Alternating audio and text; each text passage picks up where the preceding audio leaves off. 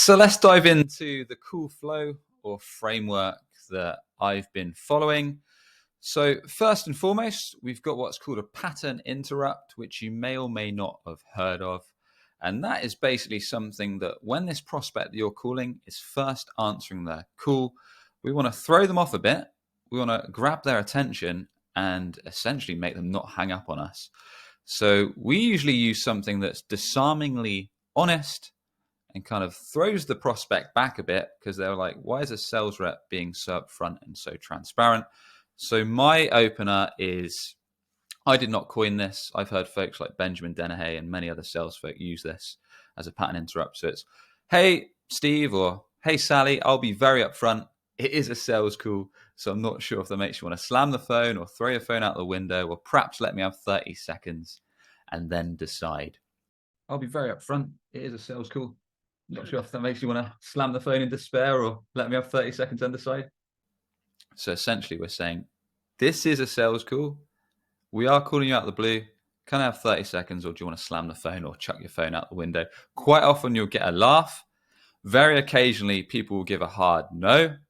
We'll dive into some of the other objections in a second, but most of the time people will say something like, who are you and where you're calling from? To which you can reply something like, I'll tell you what, can I quickly whiz through why it was I chose to call you? And then if you want, you can end it there, or it might be worth a conversation. Is that fair?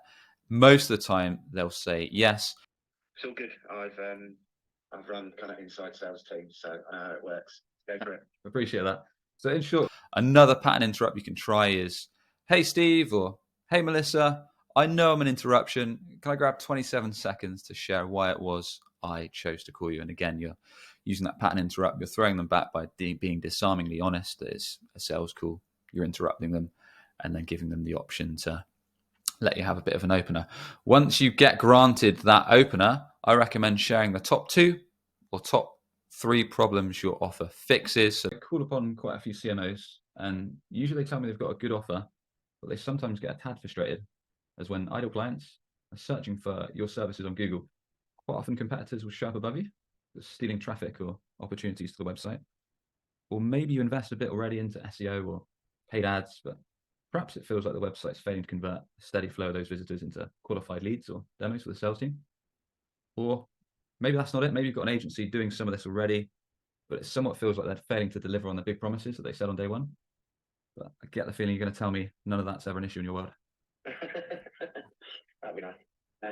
It's probably more of a timing thing. So are you a digital agency focused? So not a feature dump, not sharing how great you are, not even mentioning your name or company name.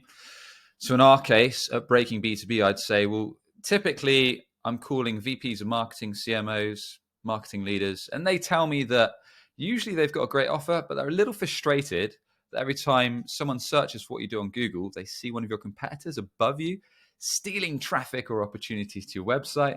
Or maybe that's not it. Maybe you invest in SEO or ads already, but it feels like your website's failing to convert that hard-earned traffic into a steady stream of qualified leads or demos for your sales team.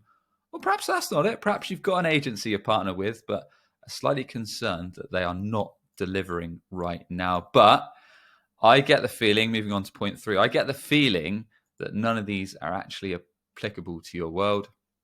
So you're basically going for a super negative, which almost causes them to correct that negative.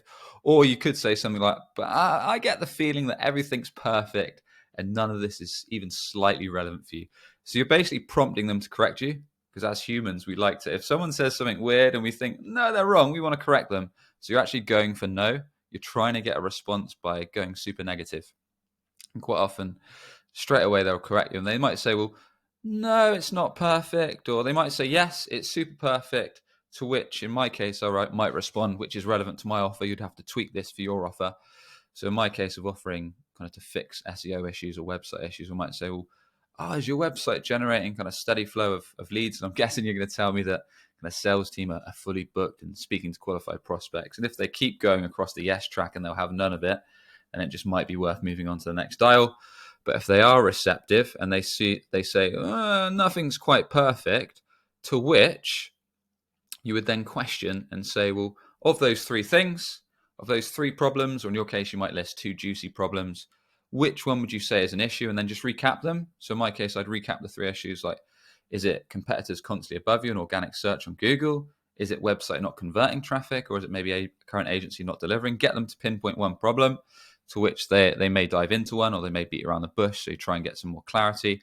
Once they do, ask for some kind of example. So can you give me I don't suppose you could give me a quick example of that. So let's pretend in my example, we said, well, yeah, quite a lot of the time competitors are above us. We have neglected organic search. We have neglected SEO. Obviously tweak that to your offer. And then you say, well, okay, could you perhaps give me a quick example of that? And they might say, well, we provide this offer, but when prospects search for on Google, our main competitors are ahead of us. And then you might say, okay, so what kind of impact, or how do you think that's affecting business, or what impact's that having on business, or how do you think that's affecting your company? And then we basically, the whole point of this is to get prospects that we're calling out of the blue to open up. So at this stage, once they start talking, you can even say something like, I appreciate I've already had that 30 seconds that I asked for. Is it okay if we talk for a minute or so longer? And that shows even more transparency and might get them to open up a bit more. That's an optional ad here. So yeah, you want to dive into that impact it's having on the business, or how is that affecting you, or how do you feel about that, and get them to open up a bit. And hopefully they'll say, well, actually it's affecting pipeline, or depending on what your offer is, or it's affecting our staff rates, or it's affecting retention, or it's affecting churn rates. And once you've got an idea if there is actually a problem there, the whole point is you want to dig into how expensive this problem is. Are they motivated to fix it? Is it actually a problem that they're bothered about fixing? That's the whole point of a prospecting call, really, to understand if there's a problem, the impact it's having, the motivation, if they've got some motivation to get that problem fixed, and you're trying to weave in a bit of emotion. You're trying to understand if it's actually something they want to sort out. So then you might ask after that, once they've opened up a bit, you've asked a few questions, depending on the flow, you might say, have you tried to fix this before? I mean, it sounds quite annoying. Have you tried to do something in-house, or perhaps you've tried a company or a piece of tech or an agency? And again, they might say, yeah, we've tried it a few times. Didn't quite work. To which you might say, well, I mean, it sounds like a problem, but it almost feels like you might have given up, or you might have stopped trying to fix it, and you're hoping that they're going to correct you. To which they might say, well, no, we really need to solve it. We just haven't found the right partner. Or they might say, yeah, actually, it's booked on for Q4. We're going to sort that internally. To which you might dive in a bit deeper and say, well, have you got resources in-house, or is that something you're going to fix yourself? And you want to see really if they're motivated, or if they've got resources to fix it. Let's pretend they do say, well, yeah, it's something we're interested in doing. At which stage you're looking for it in, where they might say something like, well, Sam, what is it you folks do? You've asked me a lot of questions. Like, what is it you actually do? At some stage, either earlier or by now, they're probably going to say, okay, you've asked me quite a lot. What is it you guys do? Which you may get asked. If you don't, you might weave this in naturally. You say, well, look, if I told you that we've helped businesses just like yourself eliminate some of these problems forever, is that something that you'd be open to discussing? Is that something you'd be against? Do you think a catch up, or me giving you a shout kind of late July, is that going to be too soon? Or no, I think that'd be good. Again, go for no. Is that something you'd be opposed or against to discussing further? And to which they'll probably say, I guess not, or no. If they say something wishy-washy like I guess not, you say you guess not, and you want to either get a hard no, I'm not against discussing it further, or yes. And then after that, let's say they do bite and they say, yeah, I'm open to discussing it. Say, well, are you against setting some time aside, perhaps later this week, to have a chat around it and see if it is something we could potentially help with? If they say, sure, you say, have you got your calendar available? Have you got your calendar open? And at which stage you can finalize a date, time and date, try and send them the calendar invite whilst you're there on the call itself.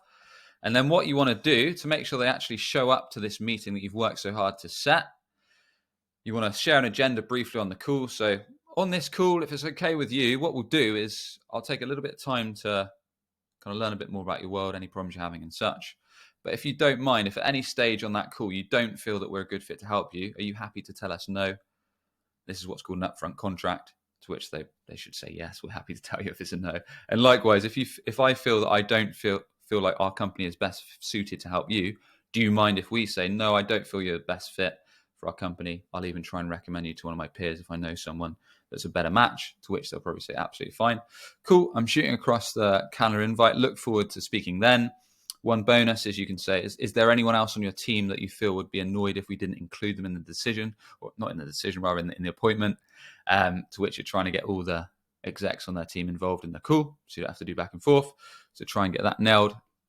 And then the last thing you should ask is, I don't suppose there's any reason why this date that we've booked in that I'll be crying into my afternoon cup of tea because you've ghosted me, you've not shown up. That won't be happening, will it? And then they'll probably correct you and say, no, we'll come because you've talked about our problems and you seem like you know what you're talking about. So I look forward to meeting. So fire over the calendar invite and there is a meeting on your books. But that's a going perfectly scenario. Well, almost perfectly. But what if they say no at any stage, or they say that's not relevant? Well, you might, again, we're going a bit deeper. So we might say, well, is everything perfect right now? Like, depending on what your offer is are you getting more leads than sents, or is your kind of staff rate really well, or is your churn rate super good? And if you're still getting a hard no and pushback on everything, well, you might have some kind of lead magnet or something you could offer that persona. In my case, I say, are you against me kind of sharing my free playbooks and adding you to my email tips? A lot of people say, yeah, that's fine. Or can I connect with you on LinkedIn? I share daily tips around our niche here. And again, most of these people do that. And the good thing about this is you're playing the long game. So these folks that don't immediately say yes, but maybe a bit vaguely interested, you're connecting them on LinkedIn or you're adding them to your email list, and eventually you'll stay top of mind. So if they do need your offer or have the problem you fix in the future, you're going to be the one that they go to. And one last thing you can say if it's a hard no is you can ask, well, can I ask one last question before I let you go? I don't suppose you know anyone that's less fortunate than your good self that might be having these problems or might be struggling with this problem that we talked about in another organization. So you're basically asking for a referral as a last ditch option. Sometimes I'll say, yeah, actually, I know Steve or Jess at X Corp, or sometimes I say no, but you never know if you don't ask for that referral. But going down to common objections, one you might hear straight away when you do your opener, can I have 30 seconds or do you want to slam the phone on me, is I don't take cold calls.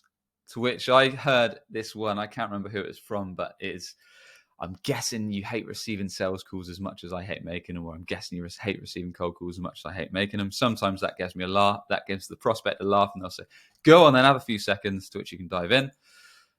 You might get kind of progress along this strategy I've laid out, but they might say, can you just send me an email? To which you say, happy to send an email. What is it exactly you want to see? Trying to get them to open up a little bit more.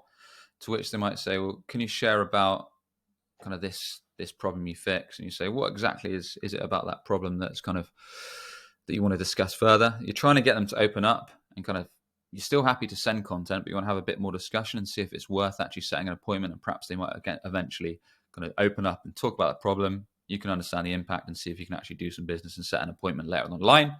Or if they push for an email, try and see, ask something like, well, if I send you this email, is that just a nice way of getting me off the phone? If that's the case, I'm happy to end it now and save everyone time. Or they might push back and say, no, I do actually want to see this because it's on the radar for Q3. You might say, sure, I'll send you some info now on email. What would you like to see exactly? And then when should we chat again? So you can get a call back rather than an appointment. We have a provider for that. You might say something like, that's great, most folks do. On a scale of 1 to 10, how are they performing?